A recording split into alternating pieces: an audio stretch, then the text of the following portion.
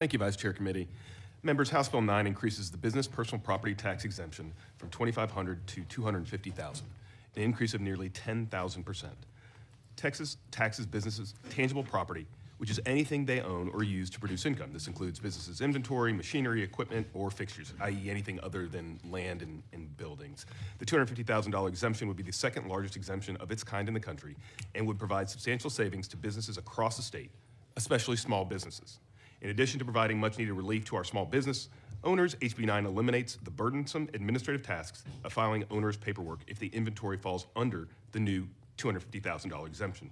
Currently, business owners must render all personal property used to produce income that the business owner owns or manages. With another budget surplus, it is our responsibility to return this money to the taxpayers. HB9 does this by providing tax relief and reducing administrative requirements for small businesses. Thank you, Vice Chair and members. Happy to take questions. Otherwise, I respectfully reserve the right to close. Thank you, Chair Meyer. Members, are there any questions? Don't see any questions. We'll give you the right to close, and we'll go to witnesses. Chair calls as our first panel Jeff Burdett, Robert Wood, and Diego Galicia.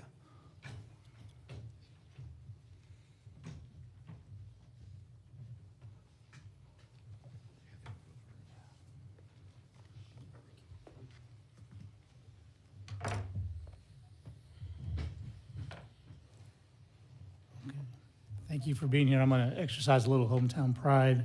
Are you Diego Galicia? Yes, sir.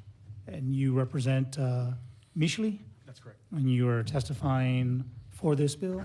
Yes, sir, that's correct. And you're from San Antonio? I am. Chair recognizes Representative Bernal, Vice Chair Bernal.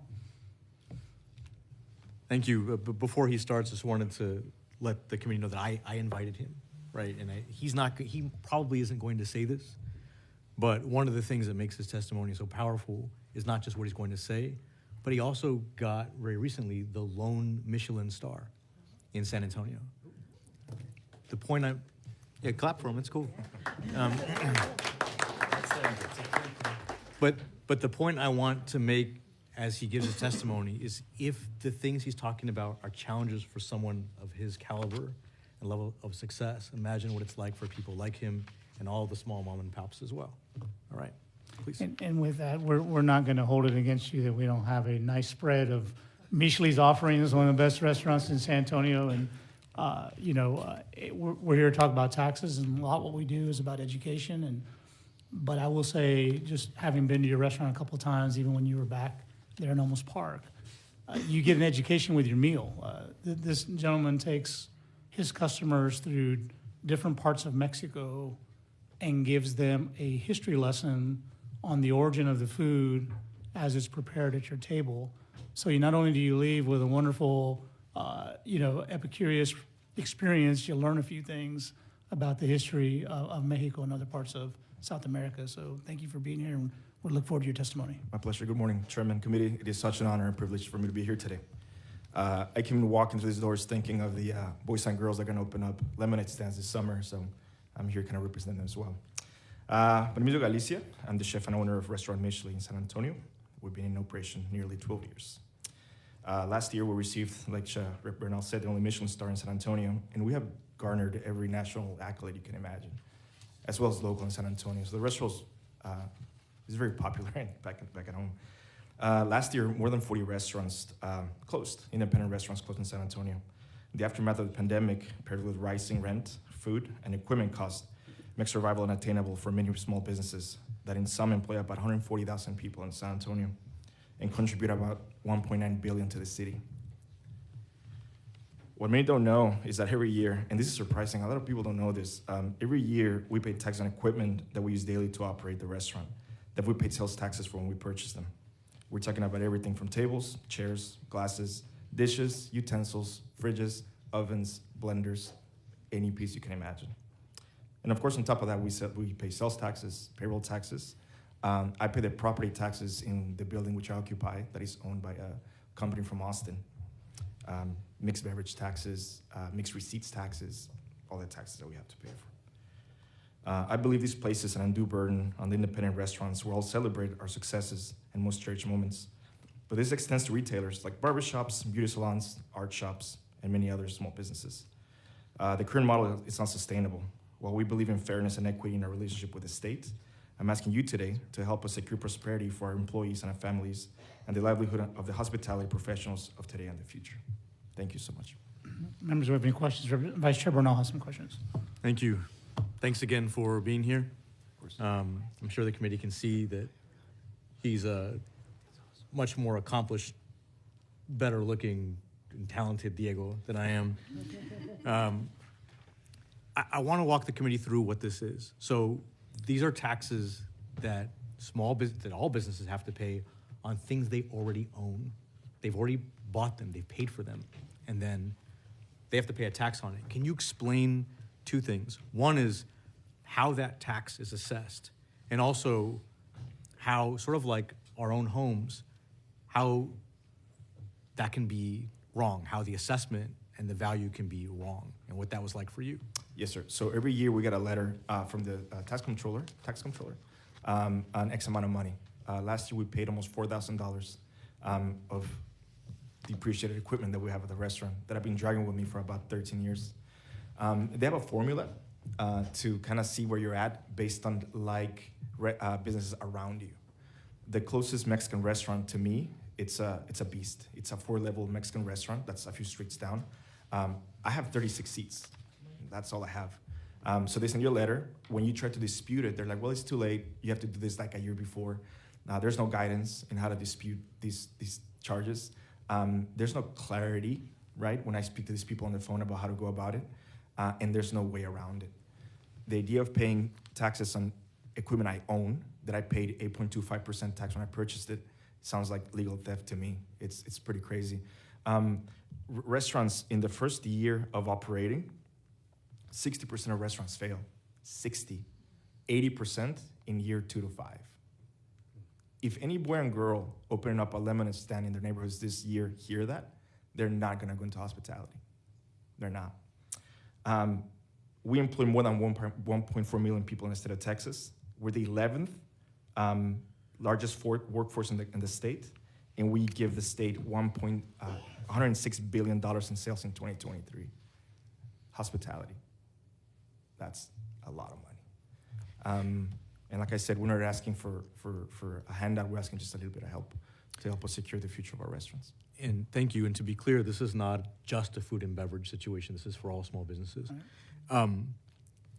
You were telling me when we were talking about it the first time how you can have bought something for $5,000, but then there's a guess as to how much the equipment you have in your restaurant is worth, and they can overestimate what that value is, and then you have to pay taxes on the overestimation.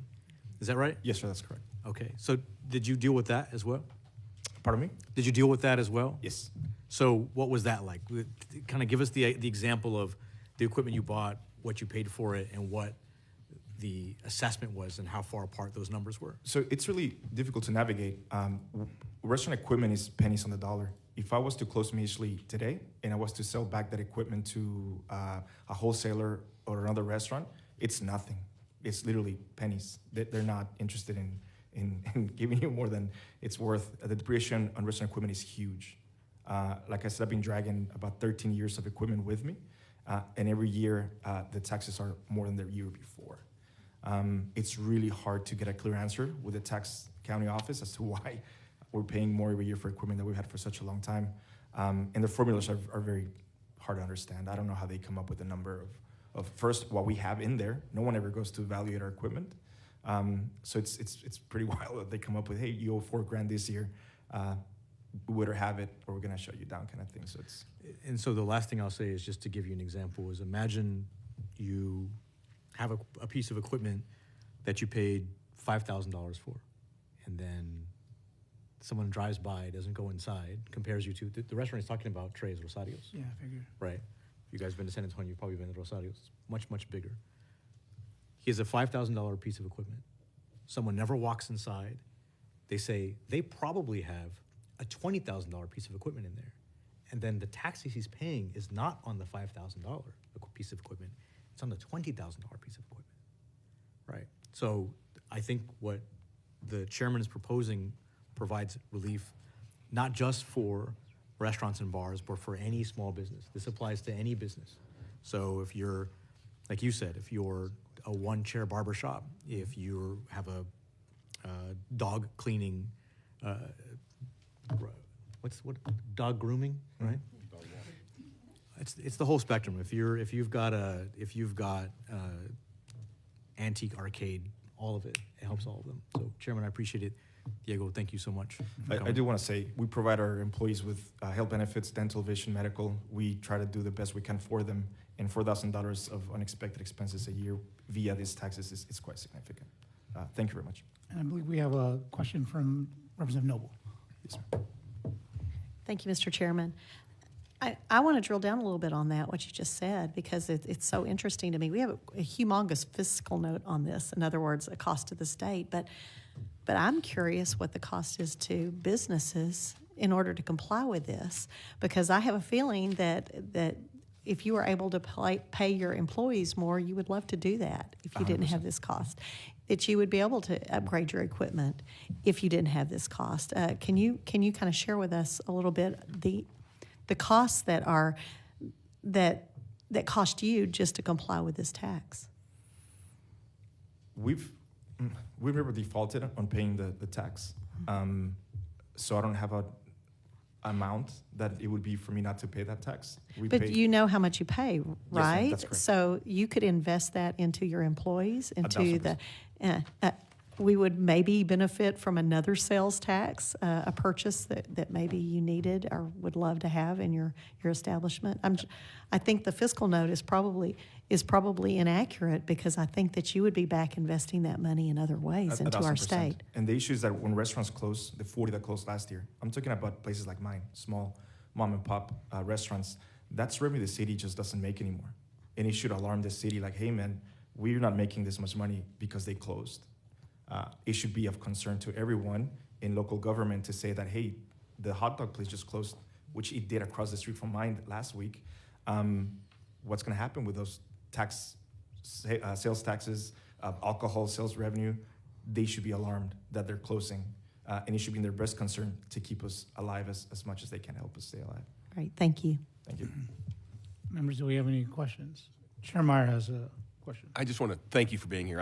I know I can speak for the entire committee, which is saying something on this, but when we hear from Texans, just like yourself, and I appreciate everyone who comes here to testify on the panels that represent associations and do a great job for them, but I have to tell you, you taking time out, coming up from San Antonio, when you could be working, running your restaurant, to tell us about your personal story is truly impactful and persuasive. For those that may not like this bill or those that may not fully understand its impact, you were able to put a face with the story. And for that, I want to say thank you on behalf of our entire committee for being here today. Appreciate it. Thanks, sir. It's my pleasure. Thank you. I'll wrap this up. I'm going to give you a little promo here. I'm reading your menu here. So it's starts with a dish that goes back to 1821, foie gras, and you tell us a little bit about the menu. So when I tell people about how you get a little education when you go to your places, you're gonna buy, people can buy a bunch of tickets once they hear this. So. Sure, I'll make it fast. I'm a firm believer that there's three types of restaurants. One, you go because they change all the time. You go two, because they never change. And three, you go because they change who you are. And I believe Misha is one of those restaurants. Our current menu focuses on 1838, when Mexico lost Texas, California, Arizona, parts of Utah and Wyoming to the U.S. So in that time, there were people living here, thriving, Comanche, Sioux, Apache, all the native tribes. We have the French coming from Louisiana. We have Mexico pushing from the south. In those times, there were people eating, drinking, growing, living out in this part of the country. San Antonio, Balcones Heights, that was Comancheria area. All the Comanche used to live there. So we're paying homage to all these people from back in the day when the U.S. gained all this territory and all the big push to California for the gold rush. So it's an awesome, really, really fun menu. Yeah. Thank you for that. Well, we appreciate you being here. We know the sacrifice on your business and that restaurant does not run itself, so we appreciate the sacrifice. Any final questions, members? Thank you for being here. Mr. Galicia, we're going to go to Jeff Burdett. Are you Mr. Burdett? Yes, sir. And you represent NFIB? I do. And you're testifying for this bill, is that correct? Yes, sir. Thank you for being here. Please proceed. Yes, thank you. Again, my name is Jeff Burdett. I am the Texas State Director for NFIB, National Federation for Independent Business. We're the leading advocacy association for small businesses. All across the United States and in Texas, we have over 20,000 small business owners like Diego that are part of our association. And I am here to support HB9, and thank you, Chairman Meyer, for bringing this great piece of legislation. When I talk to small business owners all across the state, the number one issue that comes up is the business personal property tax. The frustration with it, it's an extra layer of tax that they really think is unnecessary, unfair, and it's a number one issue that I hear about. The way I explain it, and they've explained it to me, is if you took your small business, or any business really, and turned it upside down and shook it, everything that fell out is part of this business personal property tax. And so in restaurants, you've got a lot of equipment, but if you have a manufacturing business, you've got raw materials, part of the tax. You've got machines that are part of the tax. Even your finished product that's waiting to be sold, all part of this business personal property tax. And again, we feel like that's an additional layer of tax that is really, it's difficult in all businesses, but especially on small businesses. And I think Chairman Meyer made this point as well, but in addition to the cost, there's the substantial administrative burden associated. And I'm happy to talk with Representative Bernal about this. A lot of small businesses, restaurants in San Antonio and all across the state of Texas, but many times it's incumbent on that business owner to fight these appraisals, and it's very time consuming.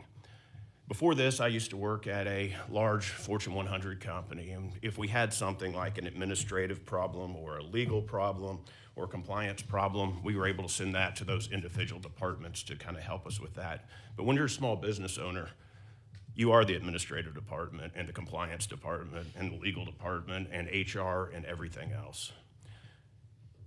As was mentioned, small businesses have had a couple of rough years. I mean, coming out of COVID, from inflation, worker shortages, and the sentiment in the small business world has not been great over the last few years.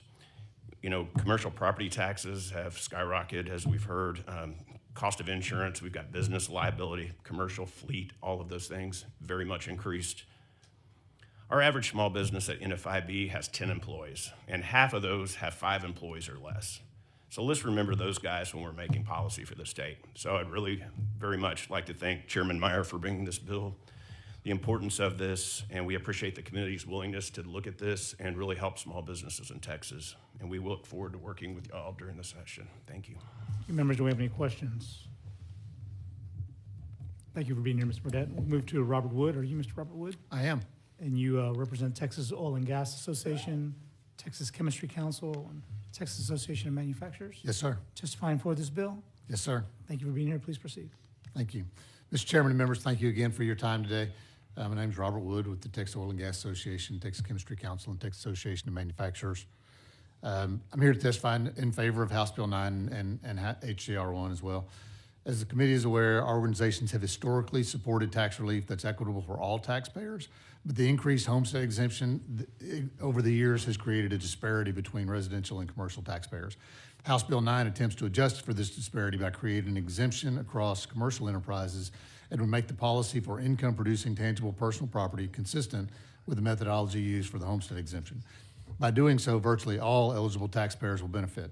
We support the exemption of the first $250,000 in income-producing property, and we strongly support the methodology used in House Bill 9 to provide tax relief for all Texas employers versus the current threshold, in the $2,500 threshold, that doesn't benefit the vast majority of taxpayers. Our organization stands ready to assist you during this session, and we thank you very much. Thank you for your testimony. Members, do we have any questions? Thank you, Mr. Wood. Thank you. We'll go to our next panel. Members, as we call up our next panel, I just want to make you aware that there is a resource witness from the Comptroller's office if anybody has questions for the Comptroller. Do you have some questions for the Comptroller? Okay.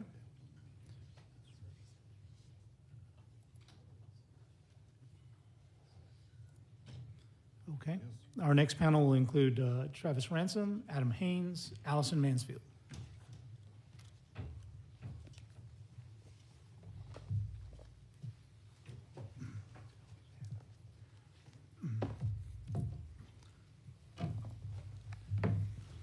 We'll start with you, Ms. Mansfield. Are you Allison Mansfield?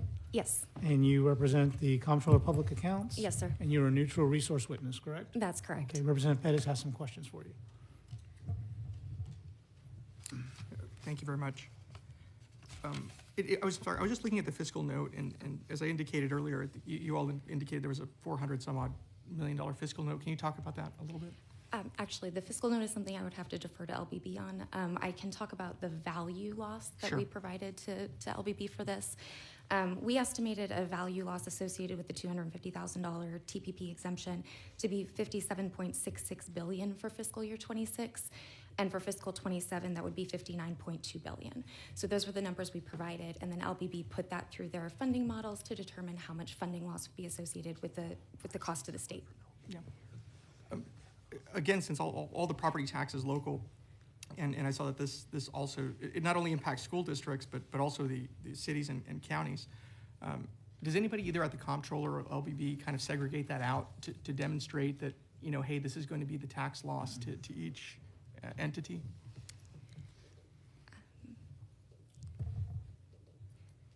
Hold on. And Representative Pettis, while Ms. Mansfield looks for that answer, you should also know we have a resource witness from the LBB. If you'd like to hear from Mr. Kavanaugh, we could call Okay. him up as well. Yeah, I mean, I guess that would probably be more for the, but I guess since you all deal with more with the valuations, right? I mean, I guess the variations in valuations, I guess, are important. And I'm just curious, if there is any, major difference in the percentage that the real property value makes up per locality, right? So I would imagine that, entities that have more, business entities are going to see a greater valuation, whereas, maybe there's some rural communities where, they make up a certain percentage. I'm just trying to understand that variation, because there's going to be different impacts across the state. Sure, there will be different impacts depending on where the TPP is located. To your question on the loss to local governments, we do estimate that there would be levy loss to cities, counties, and special purpose districts. However, that levy loss could be potentially offset through the calculations of the tax rates. As value comes off of the tax roll, the no new revenue calculation or no new revenue tax rate calculation takes that into account. So you would have an increased no new revenue tax rate as the value loss comes off the roll. So there would be somewhat of an offset there. For the fiscal year 26, I can say that our office estimated the city levy loss to be $267.5 million. We estimated a county levy loss of $65.6 million and a special purpose district levy loss of $118.9 million. Well, and I guess to put it in layman's terms, in the truth in taxation laws, I mean, when the formula is adjusted, it's a property tax. It's sort of an automatic property tax increase. Essentially, it would be a redistribution of the levy to individuals who are not benefiting from the exemption. So, I mean, so is it fair to say that the loss in real property valuation, sort of because of the change in the formula, automatically triggers sort of, an increase in the rate that everybody's going to pay? It would automatically trigger an increase in the calculation for the no new revenue tax rate. What local governments end up choosing to do in terms of adopting their tax rate that's what will be dependent upon whether or not taxes actually go up. Thank you. Thank you, Representative Pettis. Do we have any other questions for our resource witness, the Chair Turner? Thank you, Mr. Chairman. I don't know if we have a resource from the Appraisal District Association, because my question may be better suited to them. But, I will check on that. I know we have LBB and we have comptroller. okay.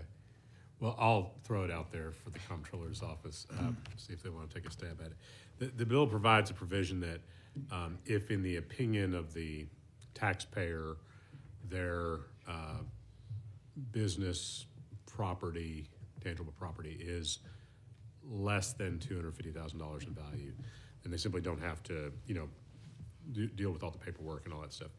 I guess my question is just what does the process look like on that? Do they file something, and if so, is that with the appraisal district? And how?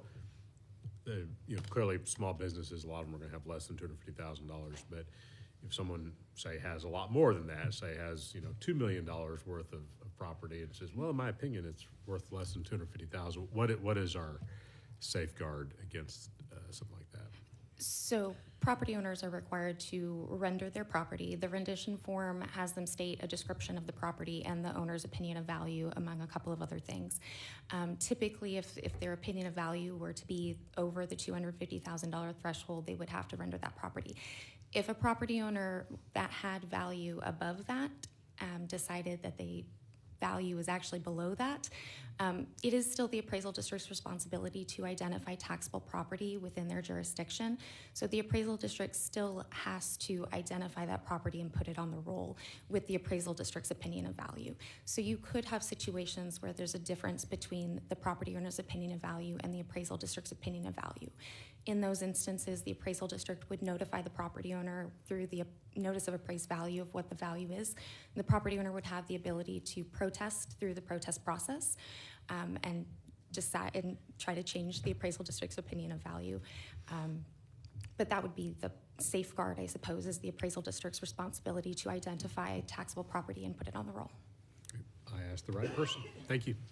Thank you, Chair Turner. Any other questions for our resource witness?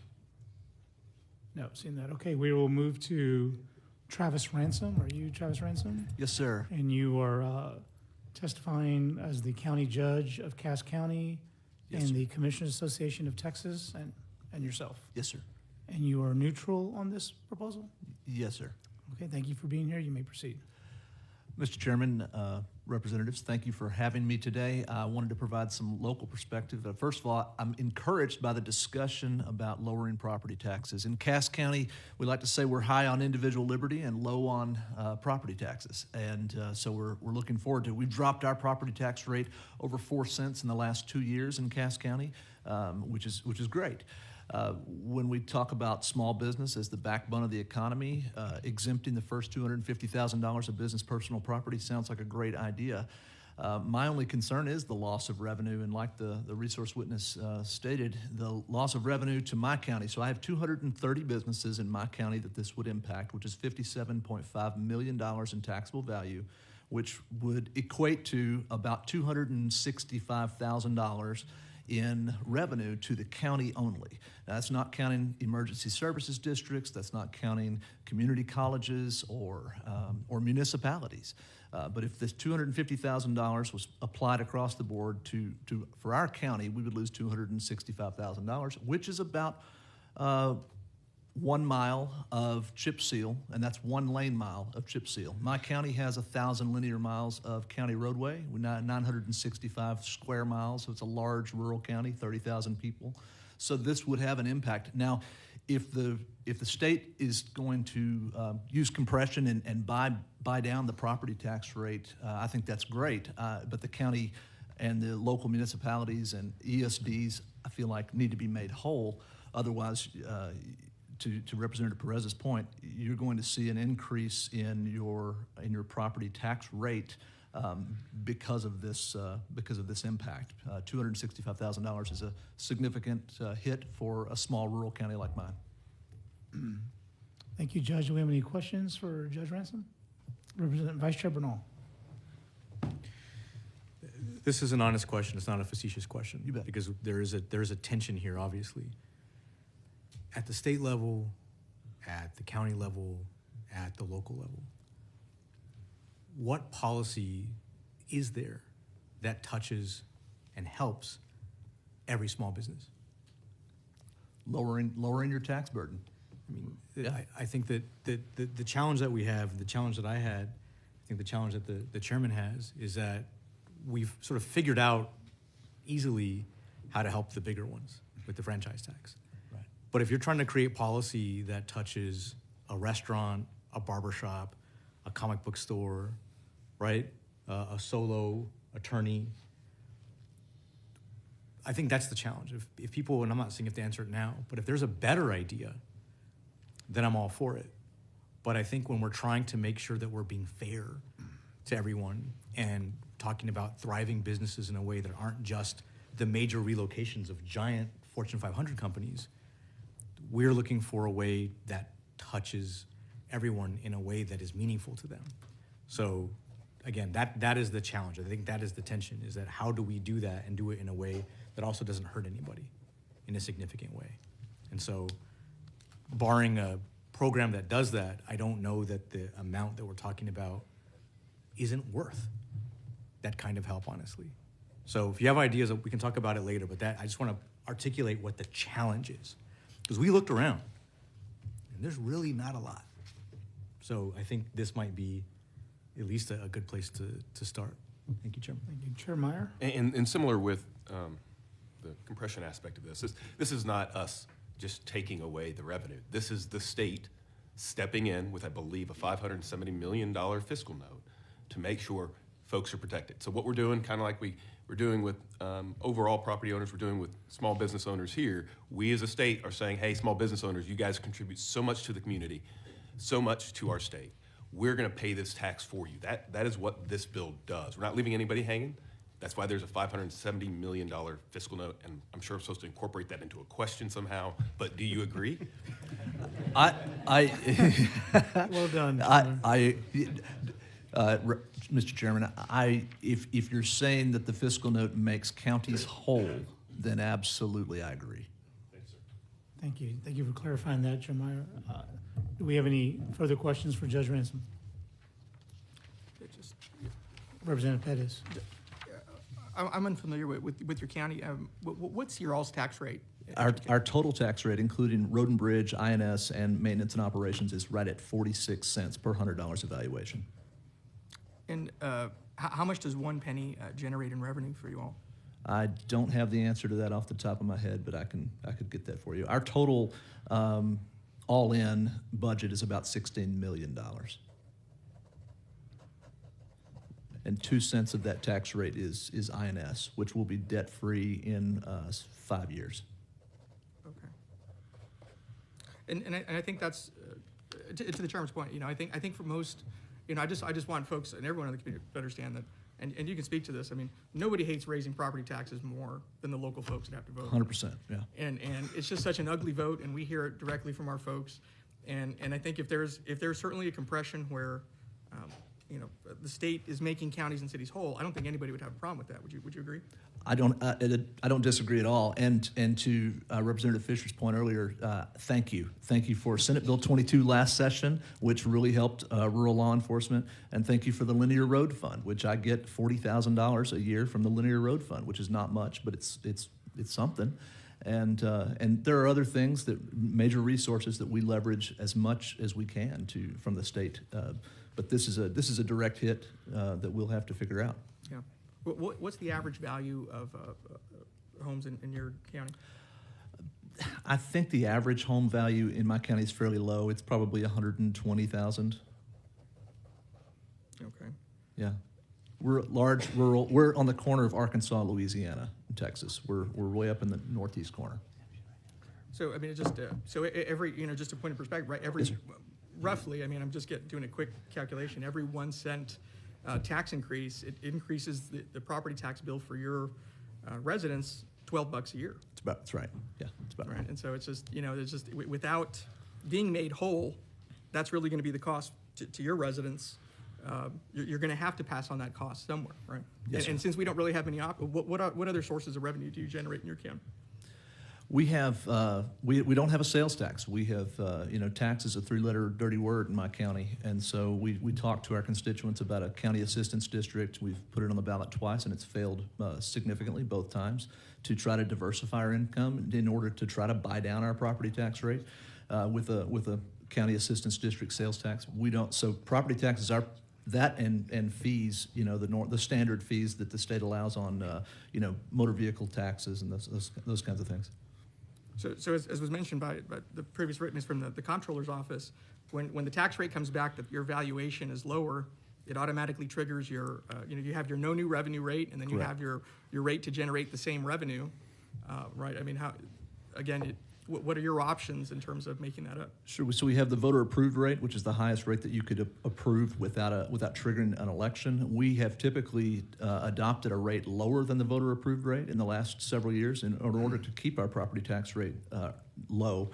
The no new revenue rate has, obviously is an option, but when we have needs that really outpace our resources, then that becomes very difficult. And the number one complaint that I get as a county judge is on our roads. Like I said, we have 1,000 linear miles of county road in our county, and they're in rough shape. I'd like to say we're where the rubber meets the road, but there's not much road there in some instances. And what percentage of your budget is mandated services, right? I mean, you get all for everything from public safety to birth certificates to the courts and everything else? We're a high percentage of uninsured, folks in our county, so a lot of indigent healthcare, a lot of indigent defense costs in our county, which some of those, are obviously exempt from the 3.5% revenue cap, which is helpful. But I don't know the exact number for your question, sir. I mean, would you, I always use I mean, I remember from my days at the county we roughly more than 80% was just mandated, everything that we're just required to do. Is that about right?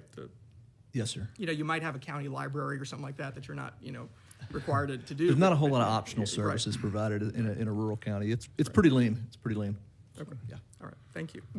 Judge, we saw the comptroller fall down in the back of the room. When you said there's no sales tax in Cass County, you meant the local piece, right? That's correct. Yes, that's the local piece. We were Yes. wondering, maybe you were on the Arkansas side. Oh, no, thank you. No, just the local piece. Now, yeah, if you want to carve out, a quarter cent of your 6 1/4 and send it to Cass County, we'd love it. But no, just the local piece, the 2% local. And the average home value is 120. About 120. I'd have to Google it to confirm, but it's not high. And our current homestead exemption's at 140,000. That's for schools. Now, for the county, it's 20%. So if you have a $500,000 home in Cass County, you're going to get a $100,000 exemption on the county. So there's no uniformity to homestead exemption. So municipalities in our county typically don't have a homestead exemption, but school districts have a homestead exemption. Obviously, is the one that you raised last session to 100,000. But the county, our max is 20%, and so it's not capped at 100,000. So if you have $1 million home, it's going to be 20% of $1 million. Thank you. Any questions for Judge Ransom? Judge, I want to thank you for being here. Thank you. Thank you for having me. We're going to go to Mr. Adam Haynes. You're Adam Haynes, Yes, sir. and you are representing the Conference of Urban Counties, Yes, sir. and you are here to testify neutral on this bill? That's correct. Okay. Thank you for being here. Please proceed. Thank you, Mr. Chairman. And first of all, thanks to Chairman Meyer and his staff for talking with us and working with us. And certainly look forward to addressing some of the concerns we have. To answer a lot of questions that are going on, mainly directed, I guess, to Mr. Perez. Counties see this as somewhat of a tax shift. We're certainly gonna take it. The mantra around this place is generally, property taxes are peanut butter spread across the piece of bread, and we can't lump one side or the other side. And so as we start exempting things, then it's still the same peanut butter spread across the bread, and that's going to be the way that this will largely work. Judge Ransom hit the nail on the head. As we bring this back and we exempt this, then we look at our no new revenue rate and then our voter approve rate, and spread that out accordingly to make sure that we're still operating within the budget and operating, given the services that we can. As is, my first time to testify here this session, but certainly not my first time to testify. As Chairman Meyer knows, and as the veteran folks know on the committee, we always try to come with solutions. One thing that I would recommend, and we've talked to the chairman's staff about it, is that we assess the tax rate on last year's valuation when it comes to the business personal property tax, because as you heard from the restaurant owner, there is a lot of confusion from the appraisal and from trying to get the valuation right. And so a lot of times you will have those items under protest, and those protests can drag on. If we did it a 1 year lag and set the valuation so that the protest would be minimized, that would be helpful, I think. Certainly not to the small businesses. We like the way that there's just a blanket, if you're under a certain amount, you're exempted. But when we're talking about $300,000 or $400,000 or $450,000, that's where we get into the protest.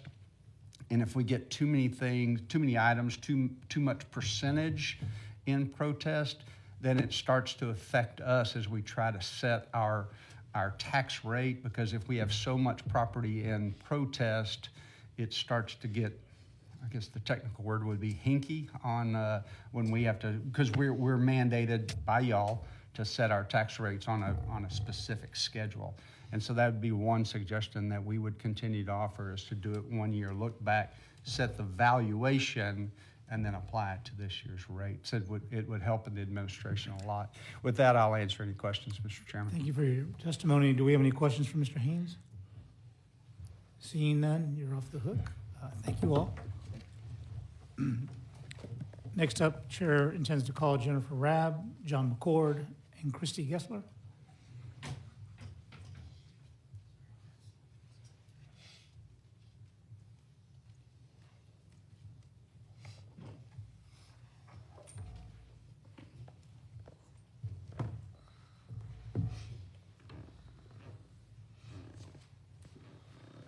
Thank you all for being here. Are you Jennifer Rabb? I am. Thank you, Jennifer. And you are here on behalf of the Texas Taxpayer Research Association, Yes, I am. testifying for this bill. I am. Please proceed. I'd like to just say for the record that I was born and raised in San Antonio, Texas, because that seems to be a favorable fact today. Have you eaten at Micheli's? The I really have question. not, no, but I intend to. We will fix that before the end of the day. Great. Chairman Meyer, committee, thank you very much for the opportunity to testify on HB9. We are in favor of this bill. I spoke earlier about the significance of property tax reduction to encourage capital investment in Texas, and reducing the tax on business personal property is a very important way to do that, because that capital is the most mobile of all capital investments. So let's talk about, for instance, a clean room, which is a very, very expensive piece of personal property. It is housed within a building that itself is real property.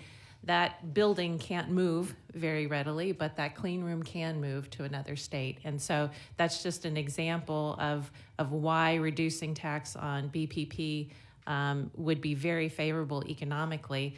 Also, all inventory is BPP, and inventory obviously can move between states. And a lot of businesses, as tax planning, they work toward a strategy each year of having a minimum amount of inventory in place on January 1st of each year in order to minimize their BPP tax. And that is a behavior that makes sense for a business, but it's also not really productive. And so the more we can reduce the tax on BPP, the less you have that kind of behavior and a more efficient tax system you have. We support the bill as it's written, but I also want to talk to you about a few challenges that we've spoken with the chairman about in terms of how a flat dollar exemption would be administered. So the $250,000 exemption is an increase from the current $2,500 exemption, for which a business that has BPP less than $2,500 doesn't have to pay any tax, and that's because it's below the amount that's worth anybody's while. But raising that up to $250,000 presents some administrative challenges. A few of these things are really for the chief appraisers, I think, to speak to, but I understand they're not here testifying today, so I'll just mention them. So from the appraisal district perspective, with the $250,000 exemption, they have to think about how that works across businesses that have multiple business personal property accounts. So the appraisal roll is divided into accounts, but it's not divided by taxpayer. So one taxpayer could have multiple BPP accounts, and that could be the case because they're of a different character, or they're actually in different physical locations. Some of it's on South Congress, some of it's on North Lamar, and those are in different places, so they're in different accounts. So one question from administrative perspective is that if a business has more than one BPP account on the roll, that's worth more than $250,000 each account, how does the appraisal district ensure that it gets applied to only one of those accounts? Or conversely, if a business has multiple accounts worth less than $250,000, let's say they have 5 that are worth $50,000, the appraisal district has to apply that $250,000 across those 5 accounts. And that's a sort of an administrative system that I believe the appraisal districts don't really have in place right now, because we don't have an exemption like this other than the $2,500, which is, everyone agrees, not worth worrying about. Another concern from a policy perspective is whether there would be an incentive to create new businesses and new, in order to own BPP in chunks less than $250,000. And at $2,500, nobody's going to game the system because that's like $50 of tax savings. But at $250,000, if you're talking about a tax rate of around $2 on average, which is a safe average in metropolitan areas around the state, that's a $5,300, $5,000 a year savings, which might then become worth creating new entities to own business personal property. I'm a tax lawyer by training and experience, and that's what tax lawyers do. We look for opportunities like that to save tax money. So that's a concern. Another is that you can have multiple businesses that have common ownership. Again, my tax lawyer hat on. I might own 5 different businesses, and I would get 5 separate exemptions, even though I'm only one owner. So in franchise tax, for example, we have a small business exemption level, but we also have within the franchise tax a way that you trace common ownership so that all related entities are actually file a single return. And we just don't have that kind of mechanism within property tax. So here on, one final issue. With the homestead exemption, for instance, each person gets one, and you have to swear, when you claim your homestead exemption, this is my only one. I don't know how much actual monitoring there is between counties to ensure that each person is only claiming one. But if the intention with the bill is that each business would get only one exemption statewide, then we have to develop a mechanism to ensure that each would only get one statewide, because obviously the taxes are local. We have 253 appraisal districts in the state, and they wouldn't necessarily be talking to each other about this. So we have out here in the world, those who are interested in this issue begun to talk about how could this be done in a way that is administratively feasible, and have included Chairman Meyer's staff in that and other staff.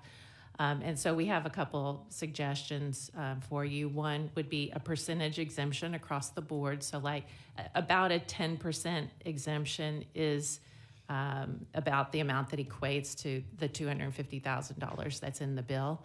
The downside to that is that if you're trying to get small businesses particularly out of the hassle of doing renditions and dealing with business personal property tax, that doesn't necessarily achieve that goal. And so our suggestion would be to simultaneously increase that $2,500, this is too small for us to worry about, threshold to some higher number, so that you can relieve more small businesses of that burden than currently have it. But the trick is we need to find the threshold that's high enough to provide relief to as many businesses as possible, but not so high as to encourage gaming of the system. And in my materials, we've included kind of very simple chart at different levels, how much tax dollars that actually would be worth for your consideration. Finally, I just want to set the record straight. I think this is very important. This bill would not result in a revenue loss to any local taxing entity. So the fiscal note associated with this bill is for the state to make school districts whole for the tax loss associated with the value loss. But that's a choice that the legislature is making in order not to disrupt the school finance formulas and the public school finance system. It is a feature of our property tax system that as values go down, tax rates can go up to compensate. And that's true in school finance, but the legislature's made a policy decision, let's just not mess around with tax rates, we're just gonna make school districts whole. But over on the city, county, and special district side, tax rates can go up as value comes off the roll. And in fact, in the tax calculation worksheets, when you take that value off the roll, the no new revenue tax rate will be higher and the voter approval tax rate will be higher. It is a feature of the property tax system that happens, and it's just math. It's gonna happen automatically. We have a question from Representative Basut. I want to make sure that we're all understanding and analyzing this under the law. So HB9 is worded, and as you think you've testified, would provide a $250,000 BPP exemption, and then the state will make the school districts whole, which is the cause of the fiscal note. Is that right? Yes, that's right. But the state is not providing any revenue to cities or to counties for the lost revenue from the BPP exemption. Is that correct? That's right. So in that sense, it would be an unfunded mandate. No, it's not. Because it is a feature of the property tax system when the values go down, which this bill, by creating an exemption, would take value off the roll, would take the BPP value off the roll.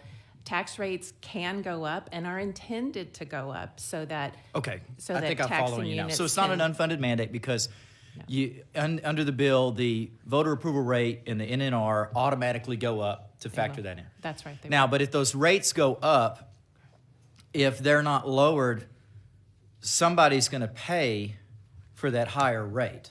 Mm-hmm. And it's basically everyone who does not have a BPP exemption, right? Well, the folks that have, this is, what we're suggesting is only a 10% exemption, and that's about the approximate equivalent of $250,000 exemption. So, but what you're saying is right, that yes, tax rates go up, and then that tax rate is paid by everyone else, all the other property that remains on the roll, which will be other BPP. So the remaining BPP Sure. pays a higher tax rate, and then all of the real property on the roll pays a higher tax rate. And the That's only true. way that that's avoided is if the local entity lowers the rate by the equivalent amount. Is that correct? That's true. And if they do that, that's an if, Yes. then there would be a revenue loss to the city, the county, or the special district, correct? That's true. Okay, I just want to make sure that we all clearly understand how this works. So the only way that this would not result in a potential revenue loss to cities or counties is if the bill was just limited to a BPP exemption for school districts. Is that right? That's true. Okay, Yes. thank you very much. Thank you, Chairman Massoud. Any other questions? Okay. Thank you, Ms. Rabb. We're going to move on to John McCord. John, are you testifying on behalf of the Texas Retailers Association? Yes, sir. Testifying for this bill? Yes, sir. Thank you for being here. Please proceed. Thank y'all. Good afternoon, Chairman Meyer, Vice Chair Martinez-Fisher, and members. Appreciate the opportunity to visit with y'all about the BPP and inventory tax this afternoon. As the Vice Chair mentioned, I'm with the Retailers Association, have been there about 3 years, and this is my second round on visiting with y'all about the BPP. The retail industry in Texas is the state's largest employer. We currently employ nearly 3 million Texans. There is also not a corner of the state where our industry doesn't touch, which also means that there is not a district in the state that is not impacted by HB9. While the legislature has worked hard to cultivate a favorable tax climate, the BPP stands out as a negative factor when businesses consider expanding here. One of the things that Jennifer mentioned a second ago that had not been mentioned in a previous panel is that BPP does not just cover the equipment that is contained in a business. It also covers inventory, which is specific to retailers. So whether that is a clothing store, a jewelry store, or a grocery store that's sitting there with milk and bread and perishable items on the shelf, we're being taxed on it equivalently, whether that's going to live into perpetuity or whether it expires next week, the retailer still gets taxed BPP on that. Because this is a perennial issue, and we've talked about it a couple times, and we're getting late on panels here, I'm not going to talk ad nauseum about the difficulties that the BPP and inventory tax provide on businesses. I do want to highlight that this is a significant shift in the conversation from where we were 2 years ago, and for that we are very appreciative of Chairman Meyer putting this forward and the approach that he's taken of really trying to be impactful for our small and medium-sized businesses. I think that will be a significant talking point and impact going forward this session, and look forward to continuing to working with you all to make sure that we get this across the finish line this session. So with that, happy to answer any questions. Members, do we have any questions? Thank you for your testimony. Moving on to Christy Gessler. Christy, are you here testifying on behalf of the Texas Association of Realtors? Yes, sir. And you are for this bill? Yes, sir. Please proceed. Thank you. Thank you, Mr. Chairman, and all members of the committee. My name is Christy Gessler, and I am a realtor, broker owner with 20 years experience in this profession, and I'm proud to serve as the 2025 chairman of the board for Texas Realtors. We are here today in support of House Bill 9 and HJR 1. On behalf of our more than 140,000 members, I want to thank you for this proposal to significantly increase the business personal property tax exemption. As you may know, the bulk of our membership is composed of independent contractors. They and other small businesses owners like us would benefit greatly from this adjustment. We know that the legislature has been grappling with how to best provide tax relief to different types of property, and we believe this will go a long way toward helping many of those people's whose businesses, like mine, are the main drivers of the Texas economy. As I said, I am one of those small business owners. I run a little independent brokerage with 10 independent contractor agents, and this alone would save me about $800 to $900 that I could reinvest back into a service that my agents could use to benefit their clients, and I would be excited to be able to do that for them. So thank you so much for considering this proposal that will be impactful for so many of us. We're grateful this committee and the legislator's ongoing commitment to policies that help small businesses flourish. Mr. Chairman, that concludes my report or testimony, and I'm happy to answer any questions. Thank you, members. Do we have any questions? Vice Chair Bernal. Again, it says thank you for being here. It's a question for everybody. So counties and other municipalities have the ability to give tax exemptions to businesses, especially ones that might bring a lot of jobs. But for the most part, if you do an inventory of counties and cities and ask what programs they have that help small businesses, which by the way they are the primary employer in every county. What they have for them, for the most part, it's nothing. And so I think that the suggestions that are made of ways to make this better, ways to offset what might be a loss, making sure we get our math right. But I think the challenge I have is, for the most part, these types of businesses get ignored on almost every level of government, right? Not necessarily with malice, but bigger businesses get tax exemptions. We focus a lot in this building on the franchise tax, and yet most Texans are employed by small business. And so my question is, my challenge is, I'm not saying that the bill is perfect, but come up with something that touches everybody. That is the challenge, right? Because the thing is, I understand that it might be seen as a loss, but counties give up tax revenue all the time in the name of economic development. And yet the people who have been there the longest are sort of watching from the window getting zero. So I'm just saying, let's figure out a way to get this right, because it can't be that all of a sudden, when it's the little guy, when it's the mom and pop, is when we throw up our hands and say we can't do it. Right. I just refuse for that to be the answer. So if there's a way to figure it out, figure it out. But this is not the time for us to say, oh, well, now we stop. And then what's gonna happen is another big business is gonna come. We're gonna fall over ourselves to help them out. And they're not the enemy, by the way. No. But we're so busy trying to attract and appease people coming from somewhere else and not taking care of our neighbors. That is my frustration. Yep. I wholeheartedly agree. Thank you, Vice Chair Bernal. Members, any questions? Ms. Gessler, thank you for being here. Thank you, sir. Move to our final panel of one. Chair calls Glenn Hammer.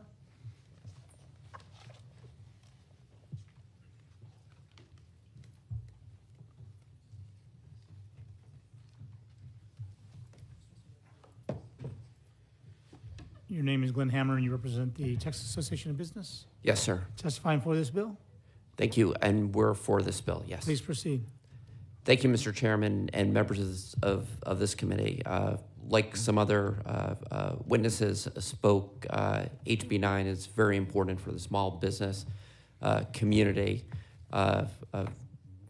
Jeff Burdett from NFIB covered a lot of the comments I wanted to make, but I did want to add that Governor Abbott has set up a Small Business Freedom Council that I had the privilege to co-chair with Jeff, and we surveyed companies, small businesses across the state of Texas, and I will say that the BPP, the business personal property tax, rose to the top of the charts in terms of something that our great businesses across the state of Texas would like to see addressed. And I just want to say, Mr. Chairman, increase that exemption from $2,500 to 250,000, that's a huge deal. I think 10,000% is a big, big deal. And when I think about what the legislature did a few years ago in terms of doubling the franchise tax, it not only had the benefit of benefiting every business really in the state of Texas, particularly small businesses, but for so many small businesses, it also eliminated the regulatory compliance costs of filing. And I believe that this really dramatic increase from 2,500 to 250,000 will also have that same beneficial regulatory effect. You're sort of getting two for the price of one. You're dramatically reducing tax exposure for business personal property for so many small businesses, and you're also reducing a regulatory burden. So Texas Association of Business, we strongly support HB9 and HGR1. Thank you. Members, do we have any questions? Okay, Mr. Chairman, thank you for being here. Thank you. Is there anyone else who wishes to testify on, for, or against House Bill 9? Seeing none, Chair recognizes Chair Meyer to close on House Bill 9. I close. Thank you, Mr. Chairman. We will leave, without objection, we'll leave House Bill 9 pending. All right. This is it, members. We are moving to House Joint Resolution Number 1. Chair lays out House Joint Resolution Number 1. Calls on Chair Meyer to explain the joint resolution. Thank you, Vice Chair and Committee. Members, House Joint Resolution 1 is a constitutional amendment for House Bill 9. This amendment simply allows the legislature to increase the business personal property tax exemption to $250,000. This HCR would be placed on the November 4th, 2025 ballot to allow for voters to decide for themselves whether to enact